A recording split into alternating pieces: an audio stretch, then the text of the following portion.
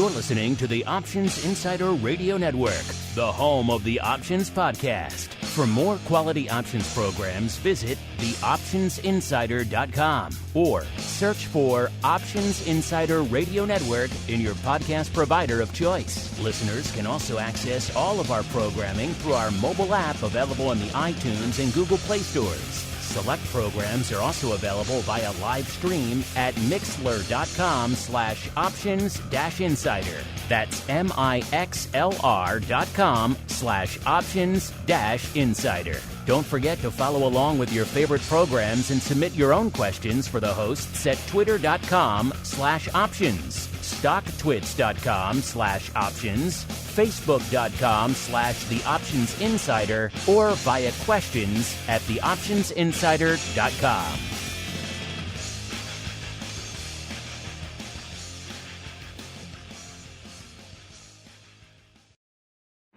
Bitcoin, Ether, Ripple, Litecoin, and more. Cryptocurrencies and other digital assets are taking the financial world by storm. This exploding market provides everything a savvy trader needs: volatility, volume, and liquidity. Provided you know how to find it. That's where we come in. Welcome to the Crypto Rundown. Each week, we'll break down the latest trading activity, trends, and developments on everything from coins to tokens, futures, and even OTC options. If it's moving the crypto markets, then you'll find it on the Crypto Rundown. This program is brought to you by Genesis Volatility, also known as GVOL, home of institutional-grade crypto options analytics. Whether you're trading CeFi options or DeFi options, cryptocurrencies move. Use GVOL Analytics to analyze implied volatility, model realized volatility, structure positions, and unlock alpha. For more information, visit gvol.io. That's GVOL.io. Now it's time to dive into the exploding world of cryptocurrencies and digital assets. It's time for the Crypto Rundown.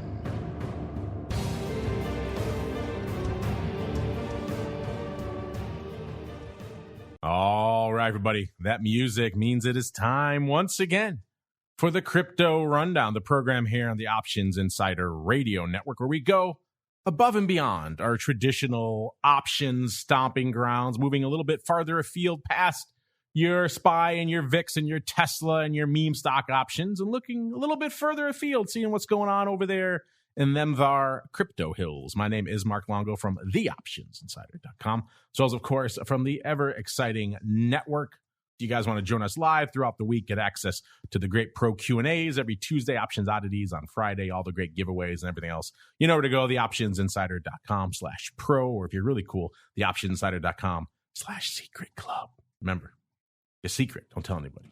And of course, however you listen, live after the fact, hit us up, questions, comments, insights, pearls of wisdom. We do love to hear from all of you out there. Let's see who we're hearing from on the old program today. It is time to roll out the Crypto Hot Seat. Forget about cold storage. It's time to turn up the heat on thought leaders from the world of cryptocurrencies and digital assets. It's time to take their place on the Crypto Hot Seat. All right, everybody, welcome to the Crypto Hot Seat, the portion of the program where we pick the brains of the folks out there making the noise, making the headlines, making the change out there in the world of crypto. We look at the crypto derivative space, but sometimes we go beyond, like today, where we are joined by a newcomer to the program and indeed to the network. He is Rob FRASCA, the co-founder and managing partner of Cosmo Ventures. Rob, welcome to the Crypto Rundown program. Hey, how are you? And Rob, as we are wont to do with all of our first-timers here on the program, why don't you go ahead and give our audience a little bit of an overview of your background in the crypto space, as well as what it is you guys do over there at Cosmo Ventures. Yeah, hey, so actually my background, I'm a .com guy. I've been building companies now for almost 30 years. And my, I would say, claim to fame is I actually started the very first financial service on the internet way back in 1993. And when I was 29 years old, Intuit came in and acquired that company and wound up becoming Quicken Financial Network. And I've done some other startups. I did an AI company, sold it to Lycos. Lycos was the number 2 portal behind Yahoo.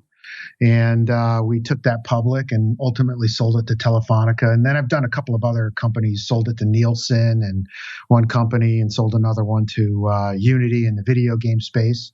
And today I run a company. We've been around for about 7 years. It's called Cosmo Ventures. I've got 3 partners. There's 4 of us. And we have a venture fund called Cosmo X that is focused on all things blockchain. And what makes the fund unique is it's actually tokenized. So you can go out and buy a share of the fund. It's a security token.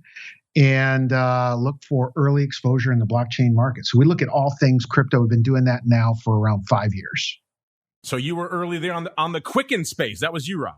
That's right. That's right. Way back in 1993. I still see those ads pop up every now and then. On Sunday Night Football, I saw one again the other night. So how do you feel about how your baby has morphed over there at Intuit over the years?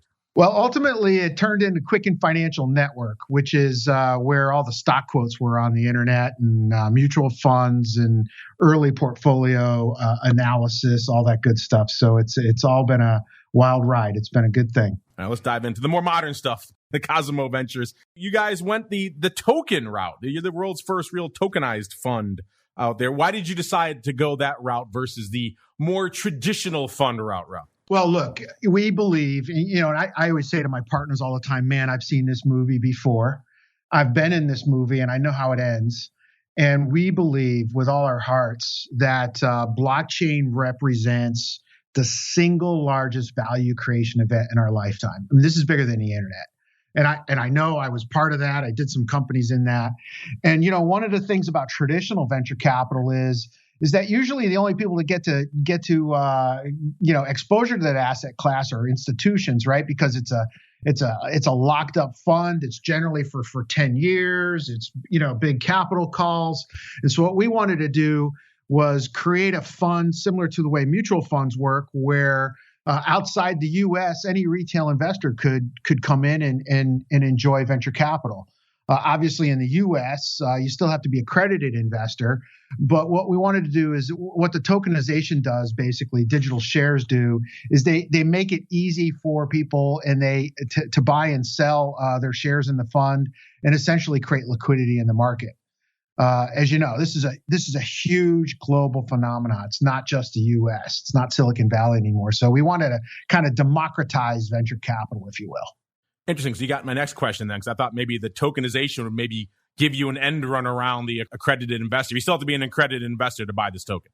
You do still have to, in the U.S., you still have to be an accredited investor. It's a Reg D 506 fund in the U.S. So you do have to be accredited, although the minimum investment in the U.S. is considerably lower than most traditional venture funds. It's a $200,000 minimum inside the U.S. Outside the U.S., the minimum is only $10,000. All right. Well, we talked about the mechanism, which is interesting, to raise the capital for that fund. But obviously, the purpose of the fund is to put that capital to work. So, Rob, what are we putting that capital to work in right now? What companies and new coins and tokens are catching your eye right now?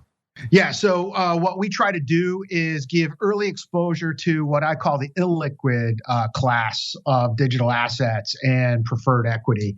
So, a traditional venture capital model is, you get in early, you invest at the seed stage, you help that company grow through Series A, Series B, Series C, and hopefully it goes public, it turns into a unicorn, and you get some alpha, right? In the crypto world, in the digital asset world, that timeline is compressed considerably. These projects, these protocols, these technologies, these companies, they tend to get liquid a lot faster.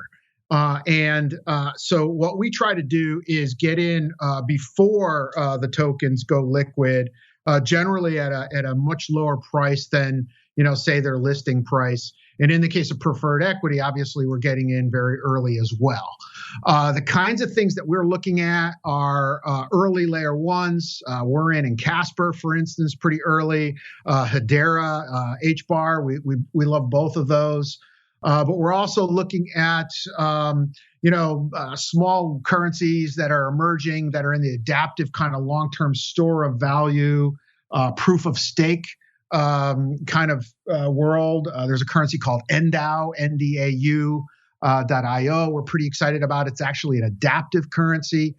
And then we're also spending a lot of time looking at the on-ramps, the infrastructure, and of course, we're just now really jumping into the NFT side of the business. A lot to unpack there. It's interesting. You mentioned NDAU. Maybe let's start there because that is an interesting one. NDAU. What is it that attracts you to that one? Why are you guys so hot and heavy on NDAU right now?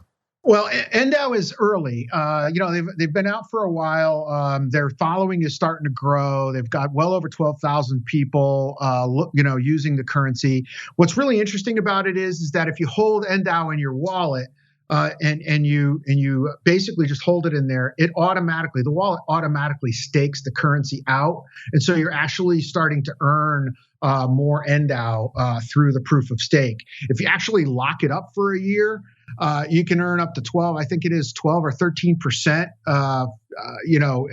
And it's compounded, continuously. So it's a pretty cool currency. It's adaptive in that there's some AI algos on the monetary policy that actually monitor the supply and demand condition of the currency in the market, and then adjusts the supply and demand through either an issuance or a burn type of situation. So it's a pretty cool currency. It's pretty complicated, but it's just now really starting to come into market. Yeah, the income streams on a lot of these currencies. I know that's attracting a lot of our audience these days. Our audience obviously pretty savvy in the option space, so they're used to writing calls and things to generate income against their holdings. You can't really do that yet in a lot of these smaller altcoin out there. So some of the things like staking, or you can lock up or you loan out your crypto and you can get fairly attractive rates. So yeah, Rob, that certainly has become an attractive component. It used to be the old days, you'd go out and look for a high yield equity, right? You want something that pays a high dividend. Now these days, crypto is becoming the hunt for income as well, Rob. I agree completely. In fact, I think staking, proof of stake, has really become the kind of new mining, if you will. There are a lot of people that mine for Bitcoin and the proof of work. And as you know, that requires a lot of horsepower, a lot of computers, electricity. Whereas proof of stake, all I need to do is just basically put my money in, put my crypto up and stake it. I don't need heavy duty horsepower, and I can earn quite a bit of yield on the back of that. So there's a lot of real attractive things going on in that space. And in fact, we believe that a lot of these proof of stake currencies will really become the income generators in this new kind of digital world. Well, you touched on the other hot buzzword, that is NFTs, Rob. It seems like they were super hot for a little while there, then they may be cool while everyone was trying to figure out what the hell is going on with these things. And now they're just exploding again. It seems like every sporting event, whatever it is, media outlet, whatever it is, they all have an NFT ready to go. I've lost track of how many people have hit us up saying, you need an Options Insider NFT, which is, again, is something we are mulling over here. But what are your thoughts on this just insane NFT marketplace right now, Rob? Look, I think it's really important that you understand what's going on here. I hate the fact that they call them NFTs. What we're really talking about here is decentralized digital rights management. That's what this is all about. So I'm less excited about the NFTs themselves. I kind of think of them as digital Beanie Babies, if you guys remember those crazes. But what this really is all about is embedding kind of royalty rights, digital rights management into the media itself. And I think this is going to change the world of media. The world went from kind of, 4 stations, right? ABC, NBC, CBS, and PBS. That's right. And now everybody is a content creator. And what really NFTs really think about is putting the entire digital rights on the blockchain. So that means that anybody that creates their own content could essentially embed the digital rights into the media itself. And those digital rights contracts follow that media no matter where it goes. And that, to me, that's bigger than Bitcoin itself. That's going to basically change the business model of media as we know it, and that's why we're looking at it, because it's insane amount of alpha that's going to come out of that. Since we're talking NFTs here, really quickly, one of our live listeners wants to know if you're getting into NFTs because you see the metaverse as a big player in the future. So, Rob, are you all in on all things meta these days? I'm not quite there on the meta side. I can see it.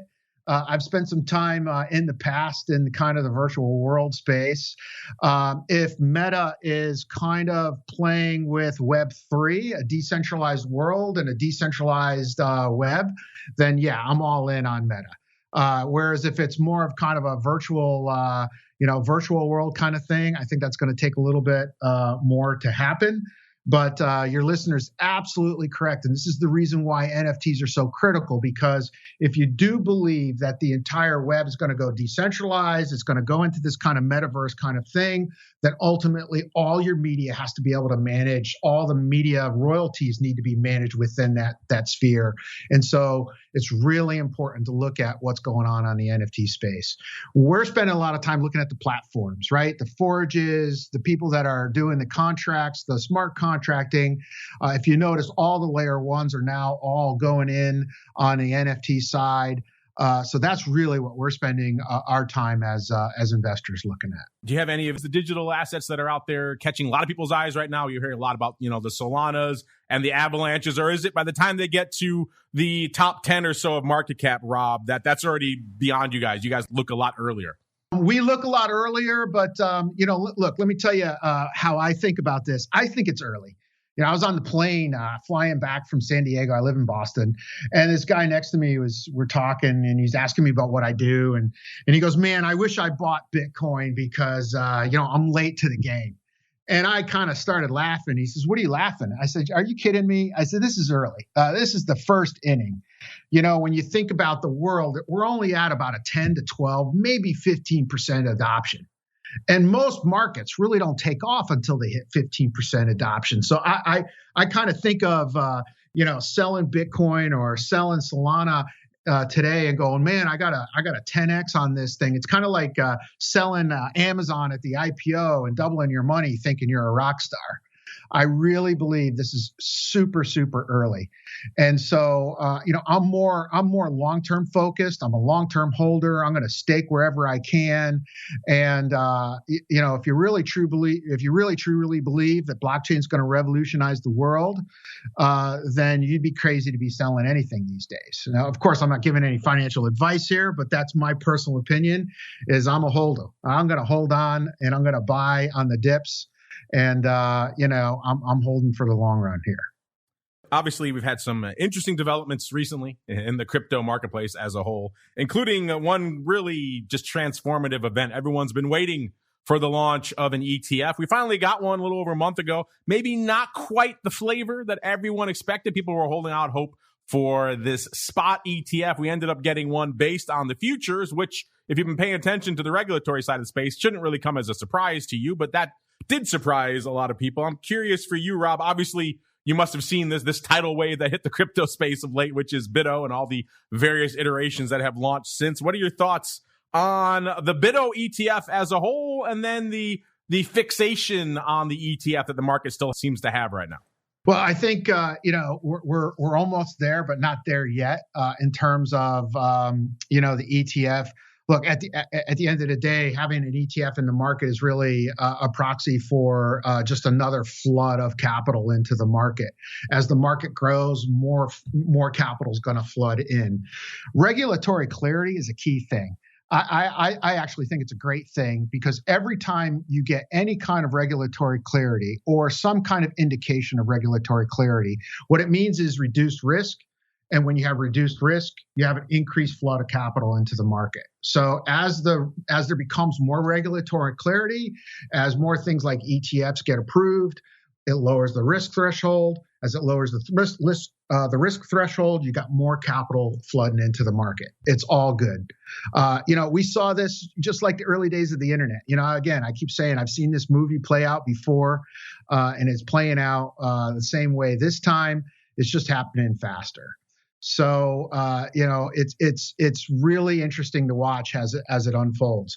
I think one of the interesting things here is the macro backdrop, because you just so happen that, we're printing money like crazy. U.S. dollars becoming devalued. The overall macro landscape is almost a perfect storm, in my opinion, to crypto and blockchain. I don't know if you saw Ray Dalio just recently came out, at Bridgewater, and he's saying, all of a sudden now he's saying, well, wait a minute. I think it's time to put some crypto in your portfolio. That's a big indicator as to where his head's at.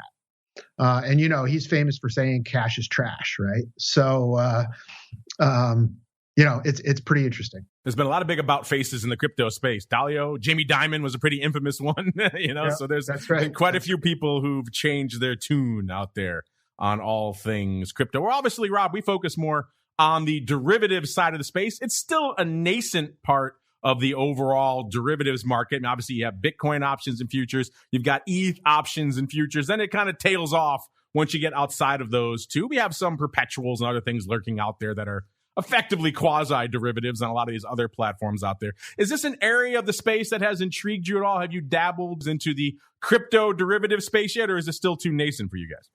Yes. In fact, we just made an investment in a company called Kibo, which is focused on derivatives. And actually, I personally didn't do the deal. My partner did, but it's definitely in the derivative space. As this market becomes more mature and grows in scale and size, derivatives are essential for essentially the healthy, the health of the overall ecosystem. So it's definitely a very important aspect to the market.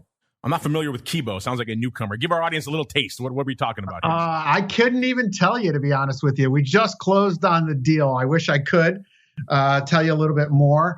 I believe it's on our website. As I said, my partner did it, but they're basically building, from what I understand, a derivatives platform for the broader crypto markets. Interesting. That is still a nascent part of the space, to put it mildly out there. So intriguing stuff as all. Well, Rob, I appreciate you joining us today in the crypto hot seat to give us a bit of an overview of what you folks are cooking up over there at Cosmo Ventures. Some interesting new cryptos that haven't made it on our radar yet, like NDAU and a bunch of others. But before we go, Rob, if you want to leave our audience with maybe any interesting hints, any teases of what you guys are keeping an eye on in the crypto space, or perhaps you have some interesting media or appearances or YouTube you want to plug, now is the time, sir. The floor is yours. Well, check out CosmoX.com. That's our fund. So one of the other deals that we recently did was Dusk Networks. Really love what they're doing as well. They're on the privacy side. So that's been moving quite well. We're pretty happy with the team there. So, but check us out, CosmoX.com. And I am going to check out this Kibo as well. I'm going to search on your website after the show, see if I can check out what it is. I see them right here, KIBO. They're Capital Efficient Options Protocol. So that's right up my alley, Rob. I might have to pull that one up, and maybe we'll be chatting again soon about all things Kibo and everything else you guys have cooking up. Check them out in the meantime, listeners. CosmoX.com. Meanwhile, we have to keep on rolling. It is time for the Bitcoin Breakdown. It's time to explore the latest trending activity, trends, and developments across the world's leading crypto market. It's time for the Bitcoin Breakdown. All right, everybody, welcome to the Bitcoin Breakdown, the portion of the show where we do just that. We break down all of the action in the world's leading digital asset, which is, of course, Bitcoin. By the way, I hope you enjoyed the crypto hot seat. We endeavor to bring you a wide variety of guests in that segment who profile a lot of different interesting areas of the space. One thing you guys always ask, because obviously we love the derivatives and we love to talk about that stuff here, but you guys are always fixated with what are the new cool altcoin coming up on the horizon. So we always like to bring on guests who may have some insight into that. And NDAU, certainly intriguing. And I'm definitely intrigued by this Kibo. I want to kick the tires over there and see what they have to offer. Let's see what Bitcoin has to offer coming into the start of the show here. And again, it's been an intriguing period. We saw, of course, that mini flash crash, and we saw Bitcoin kind of struggling to make those levels back. Still not quite there this week. We flirted with the 50K level again. We got there on about Wednesday of this past week, got close to it. 49,000, about 500 is where Bitcoin topped out for the week. And we hit our low coming up on Friday of about 45,500. So we had a roughly 4,000 handle range on the week. Right now we're at near the lower end of that, about 1,000 points north, close to 46,500 when we kicked off the show. So Bitcoin not quite managing that resurgence. But again, we are coming up on the tail end of the year. So sometimes the latter portion of December can look a lot like the latter portion of August when it comes to volume. So we'll see what's going on out there. In terms of vol, outside of that sharp spike we saw in the initial sell-off, that mini flash crash, we've seen Bitcoin vol kind of settle down into the mid to high 70s to low 80s range, and it's pretty much been there all week. It was an 81 on our last show. Coming into today's show, it's a whopping 80%. So again, it has this air about it that is very similar to what we see in precious metals volatility, where it kind of tends to hang out in one range for quite some time. When it pops, and it can pop, it's very short-lived, and it comes right back down to that range again. And that's kind of where we are in Bitcoin vol right now. If you're a premium seller, you got, you have those quick moments of terror, but otherwise you're looking pretty good. We had Greg from Genesis Vol on last week. By the way, of course, all these analytics coming at you courtesy of our friends over there in Genesis Volatility, gvol.io, the place to go to kick the tires and light the fires. He said people have been hoping for that one spike so the vol buyers could have a chance to finally get out, and they did. But it's very analogous to what we see in the equity space. When you see the vol pop, you have to get out while the getting's good, usually pretty quick. And then you have that brief moment to sell it at those high levels, and it comes right back down to those lower levels. We saw that in Bitcoin vol, and we're still kind of hanging out now around that range we were last week. BitVol, which is, of course, Simon Ho over there at T3, that's his Bitcoin VIX effectively.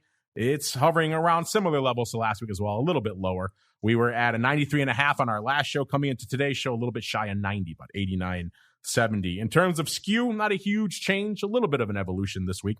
Last week, we were negative 3.5. This week, we were about a negative 1.2. So still negative, but slightly less so. Let's get on out to the open positions. Let's see what's open out there and going on in Bitcoin options. Again, all this coming from Deribit. They are still the big dog out there when it comes to Bitcoin options. And the calls have been leading the dance roughly 2-1 for pretty much the entire latter half of 2021, and that remains the case right now. Calls at about 142,000 contracts open right now. It's up about 7,500 from this time last week. Puts at about 66,200, so still more than 2-1. Calls over puts out there. The puts are up slightly, about 2,000 this week. In terms of where you folks are lining up from an expiration perspective, it has been mostly quarterlies for the latter half of 2021 as well, and that remains the case. December is far and away ahead of everything else. 111,000 contracts open. It's up 4,300. As Greg pointed out on the show last week, we're coming up against an interesting moment here, an inflection point perhaps in the world of crypto options, where we're effectively seeing an enormous percentage, close to half of the OI is going to roll off the board in December. That's not something we traditionally see. You don't see that in Apple or other popular options products you may be used to trading. To see such an enormous percentage of the OI roll off the board in a little over a week, that's strange and weird, and is kind of questioning what we're going to see after that. Are we going to see the same exact positioning, all calls all the time? Is it going to be a little bit different now that we are a little bit lower to where most of that OI was put on throughout the year? I mean, the next closest position is March with 27,200 contracts. That was up slightly this week, about 600. I mean, nothing else is even close. So we're going to fall off a huge cliff at the end of this year. It's going to take a while to rebuild that OI. It's going to be fascinating to watch, see what shape it takes going forward. In terms of the top positions, this is also going to be fun to watch in the coming weeks. Are these going to remain the big dog after December rolls off the board? I'm guessing maybe not, but we never know.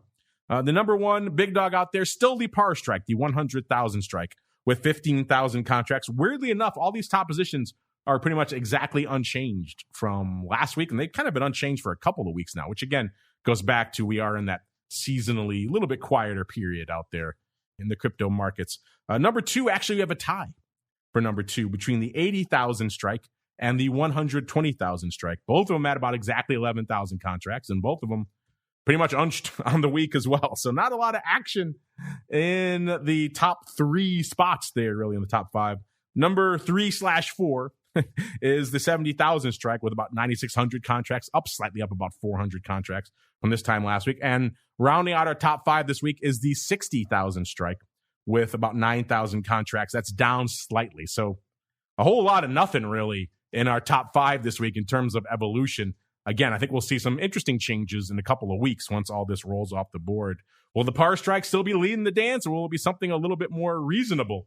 We shall see going forward. Let's also see what's going on from an OI perspective out there on Deribit. Again, we haven't seen a huge change from an open interest perspective, so we didn't really see a huge change in the notional value of said OI. It was about 10 billion worth of open interest open on Deribit last week, a little over 11 billion if you add in all the other venues. Pretty much the same level this week as well. Let's look really quickly. What is number 2 out there? CME has taken the number 2 spot this week with 328 million worth of OI, followed hot on their heels. It's a hot fight these days between LedgerX and CME for number 2. And LedgerX right now is 299 million. And then we have Bit.com behind them at 222 million. And then OKEX at 209 million. Again, you know I'm not a huge fan of notional value things. It doesn't really mean much when you're talking the notional value. A number of contracts trading, these kinds of things are more indicative of trading interest. But again, the lingua franca of the crypto market still is notional. So we can only buck that trend for so long. Hopefully, as the volume continues to increase, we can move beyond this notional obsession everyone has. Speaking of the notional volume out there, a pretty decently active week, especially considering where we are from a seasonality perspective. This week, we had one day threatening $1 billion worth of notional, 933 million. That was the 15th when we were threatening the 50K level in Bitcoin. The 16th, we saw 780 million worth of notional going up, and the 17th, we saw 732 million. So again, we were seeing 100 to 200 million in the dog days of summer. So we are well beyond that still, which is good. So we'll see if we can keep that up throughout the end of the year. Let's go on out to CME land, see what's lighting it up out there from a crypto perspective. Not a ton on the options front. The OI has ticked up about 100 contracts to 1,400.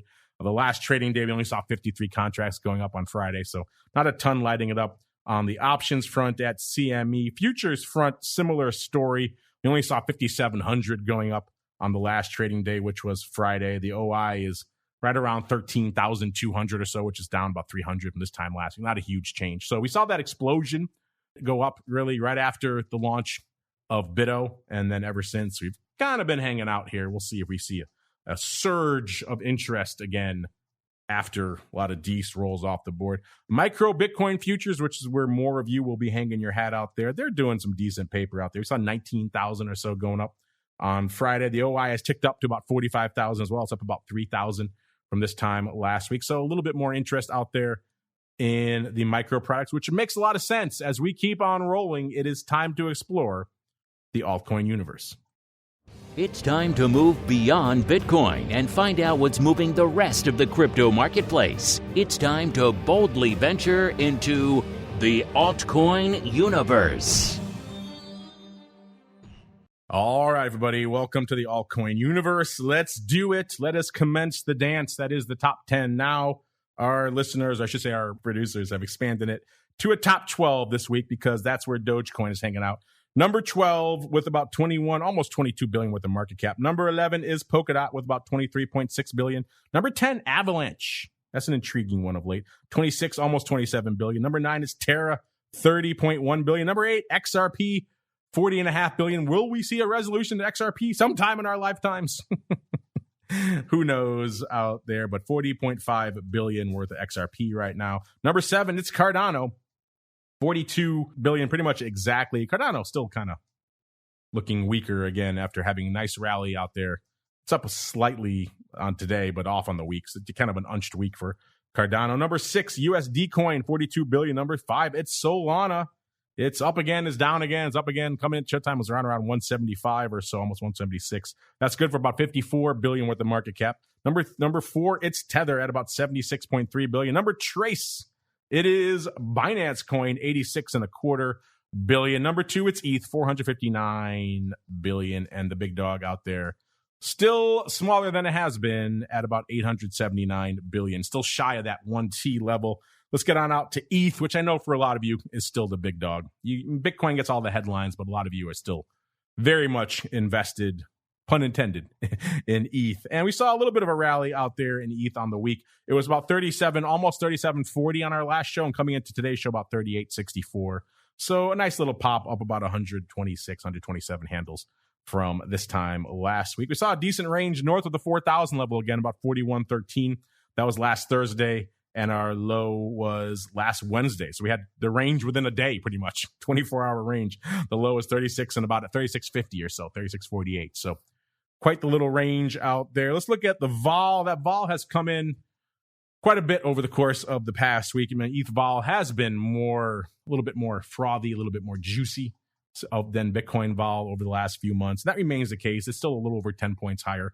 It's about a 92 right now. It was about a 102 last week. So it has come in 10 points, but it still is about a little over 10 points higher than Bitcoin right now. SKEW, we saw a pretty big evolution in the SKEW. Last week, the SKEW was very, very negative, nearly -8. Now coming into today's show about -2.3. So SKEW has come in quite a bit as well. OI, how much paper is open out there in ETH right now? About 1.25 million contracts open on the call side on Deribit. Again, Deribit is really the only game in town when it comes to ETH options. It's up about 50,000 from this time last week, and the puts are at about 473,000. That's actually down about 21,000 from this time last week.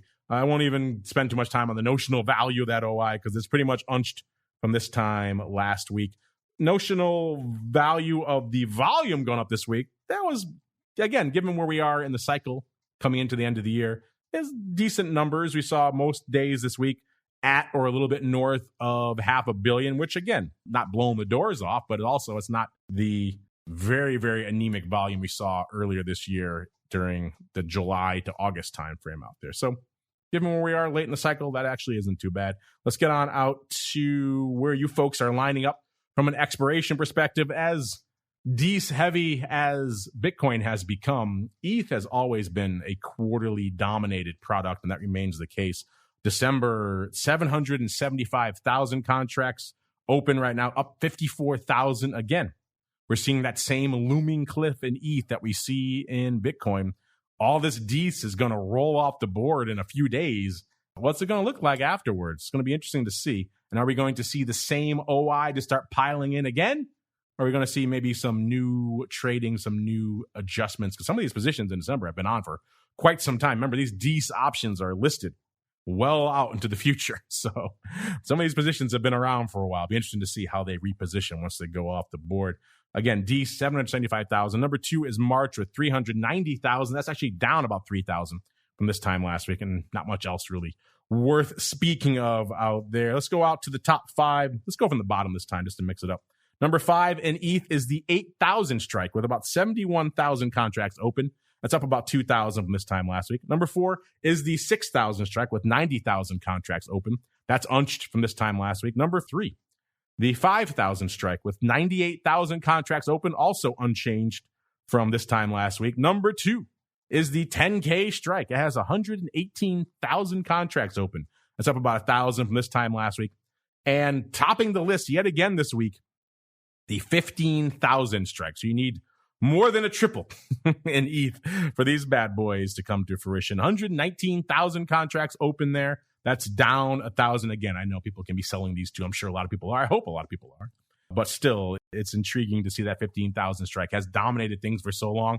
Once December rolls off the board, are people going to roll right back into the 15,000 strike or maybe look at some more rational verticals? We shall see. But the 15,000 strike right now, down about 1,000 contracts, still holding the number 1 spot with 119,000 contracts open on Deribit. In terms of the ETH futures over there at CME, that not much change, about 100 more OI. So it's up to about 4,800 from this time last week. And on Friday, they did about 4,000 contracts. So not a ton there. What has been interesting to watch, though, is, again, the ETH that is probably more relevant to a lot of you listening.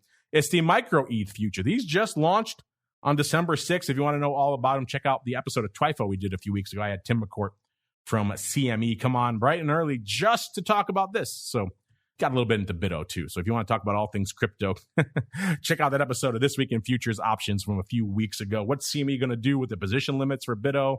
Why do they launch this micro ETH? All those things and a lot more on that episode. They launched them on December 6th, and they're already looking like they're a pretty decent hit. The OI is already up to about 13,500 contracts, and we saw about 21,000 going up on Friday. So a decent day for a brand new product. I had a feeling the micro ETH might resonate with a few of you, and it seems like even though it's only been around for a couple of weeks, the answer so far is a resounding yes. You folks like it.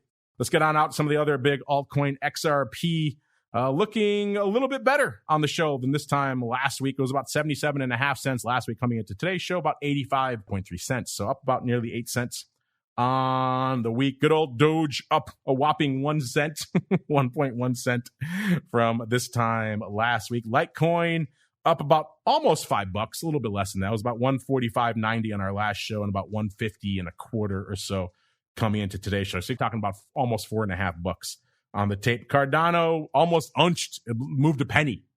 So Cardano can't really seem to get that lift that some of the other cryptos have been getting. Polkadot last week, $26.30. This week, $23. So taking a bit of a hit off $3.3. And Solana, nice pop in Solana. 154, almost 154.5 on our last show.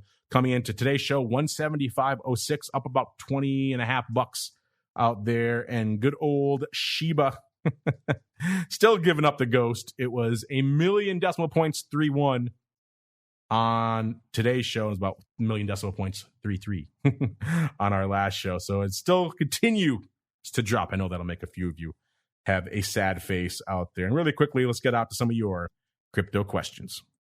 You've got questions about crypto. Who doesn't? It's time to find out the answers to your crypto questions. All right, everybody, welcome to the crypto questions. Let's get into it right now. We have one here from StockTwits. 2022 is my year. He wants to know if we can help him. He has Ryoshi, got listed on Bitmart.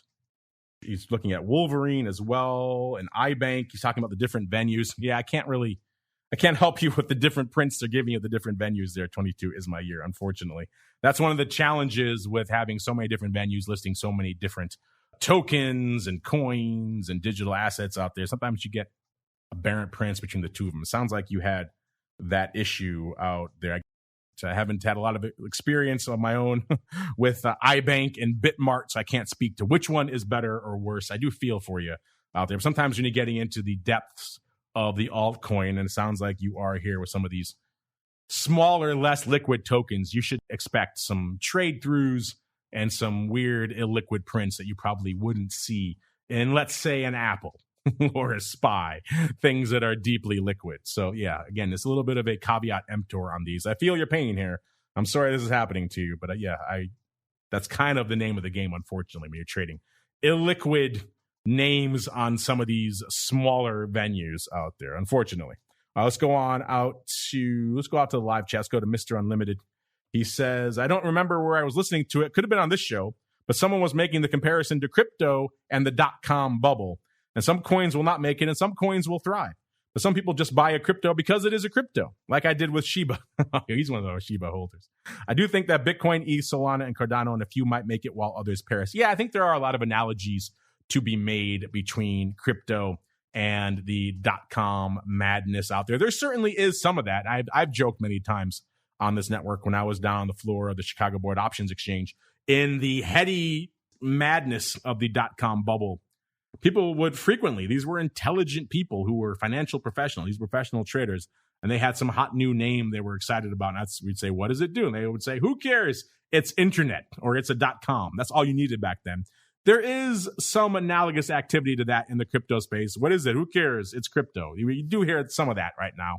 So there are some analogies to be made, and you can also make that analogy to the meme stocks and other things where anything that has run up, maybe perhaps outside of rational proportion. You could certainly say the tech stocks are overvalued back then, but at least they had some earnings, some of them. I mean, a lot of these cryptos, they have no real fundamentals.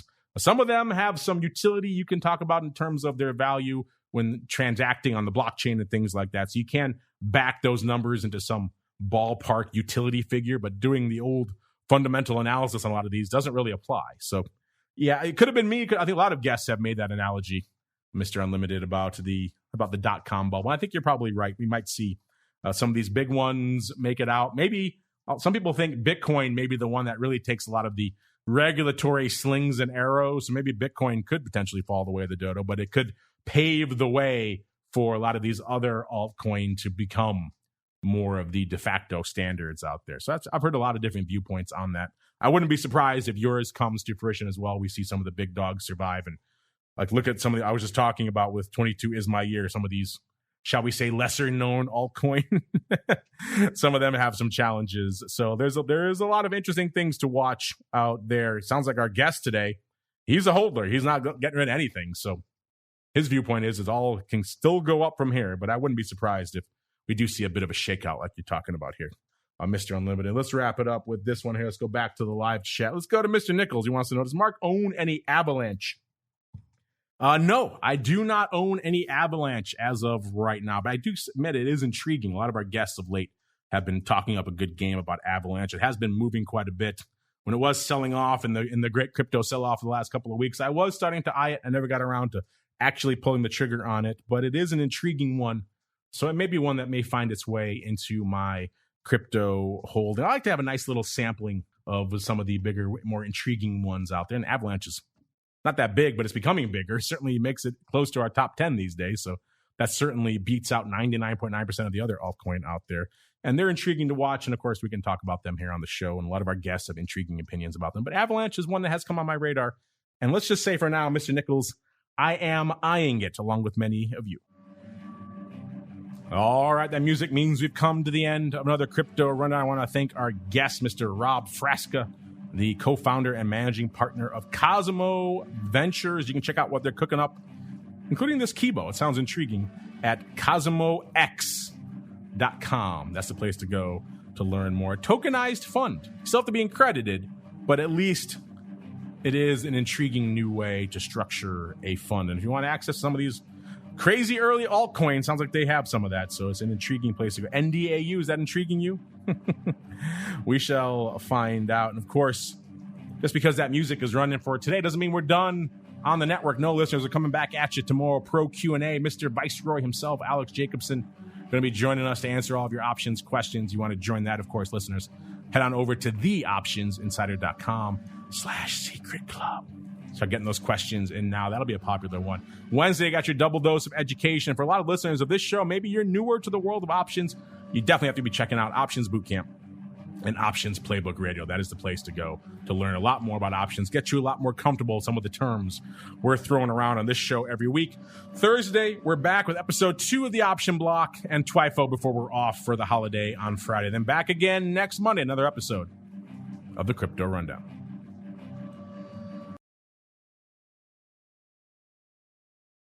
This program is brought to you by Genesis Volatility, also known as GVOL, home of institutional-grade crypto options analytics. Whether you're trading CeFi options or DeFi options, cryptocurrencies move. Use GVOL Analytics to analyze implied volatility, model realized volatility, structure positions, and unlock alpha. For more information, visit gvol.io.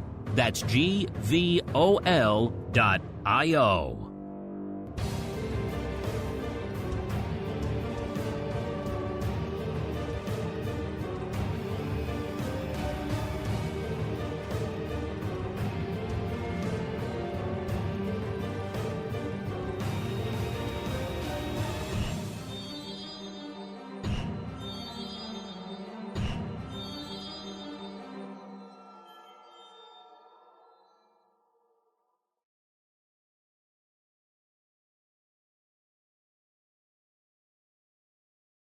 You're listening to the Options Insider Radio Network, the home of the Options Podcast. For more quality options programs, visit theoptionsinsider.com or search for Options Insider Radio Network in your podcast provider of choice. Listeners can also access all of our programming through our mobile app available in the iTunes and Google Play stores. Select programs are also available via live stream at mixlr.com/options-insider. That's mixlr.com/options-insider. Don't forget to follow along with your favorite programs and submit your own questions for the hosts at twitter.com/options, stocktwits.com/options, facebook.com/theoptionsinsider, or via questions at theoptionsinsider.com.